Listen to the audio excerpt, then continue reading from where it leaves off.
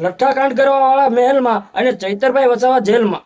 જે આ મિત્રો આવું મારું કહેવું નહીં, ગોપાલભાઈ ઇટાલિયાનું કહેવું છે। હાલ સોશિયલ મીડિયાની અંદર ગોપાલભાઈ ઇટાલિયાનો વિડીયો વાયરલ થઈ રહ્યો છે, જે એવું કહી રહ્યા છે કે લઠ્ઠાકાંડ વાળા તો મહેલમાં અને અમારા ચૈતરભાઈ વસાવા જે લોકોના હિત માટે લડે છે, લોકો માટે લડે છે, એ ભાઈ જેલમાં। જે આ મિત્રો હાલ સોશિયલ મીડિયાની અંદર ગોપાલભાઈ ઇટાલિયાનો આ વિડીયો ખૂબ જ વાયરલ થઈ રહ્યો છે। વિડીયો જોવો તમે પહેલા। લઠ્ઠાકાંડ કરનારાઓ મહેલમાં અને ચૈતરભાઈ જેલમાં। વસાવા આદિવાસી સમાજના યોદ્ધા છે। આદિવાસી સમાજ તો નમસ્કાર મિત્રો, નવો વિડીયોમાં તમારું સ્વાગત છે।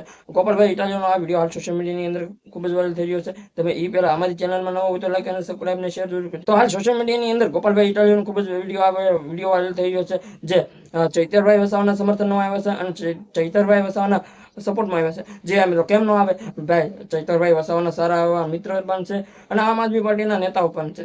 જે આ મિત્રો એક ડેડિયાપાડાના ધારાસભ્ય છે અને એક વિસાવદરના ધારાસભ્ય છે, બંને એમએલએ છે। જે મિત્રો અને ચૈતરભાઈ વસાવાના સમર્થનમાં આવ્યા છે। તમને બધા લોકોને ખબર છે કે ચૈતરભાઈ વસાવાને જે કાલે થયું છે, હાઈકોર્ટમાં જે મુજબ આપી છે, એમ કહેવાય કે જામીન પર નથી મળ્યા અને જેલમાંથી બહાર પણ નથી આવ્યા।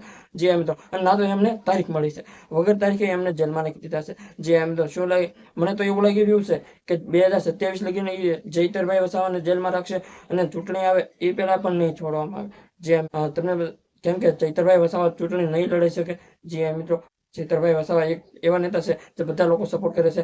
આ ખેલે પણ એમને ચૂંટણીમાં એમ કહેવાય કે જીતતા। જે મિત્રો તમને બધા લોકોને ખબર છે કે ચૈતરભાઈ વસાવાને ઘણા લોકો એવું પણ કહેતા હોય છે કે આ તો ભાજપનું છળ છે। જે મિત્રો જે એવું કેમ કે ચૈતરભાઈ વસાવાને વારંવાર આપણે જેલમાં મૂકીએ એટલે ભાજપમાં જોડાઈ જાય, એવું કહેવાનું છે। ઘણા લોકો એવું પણ કહી રહ્યા છે।